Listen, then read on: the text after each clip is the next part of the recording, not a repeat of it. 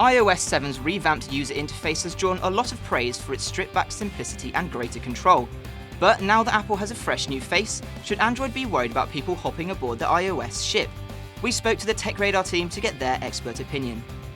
When it comes to looking at iOS 7 against Android, you can see that Apple has borrowed a few things from Google's operating system.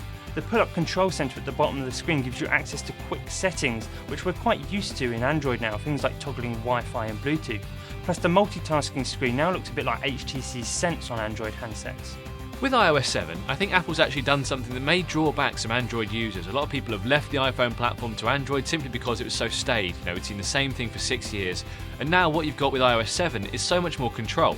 The control center itself gives you so many more options when you're throughout the phone.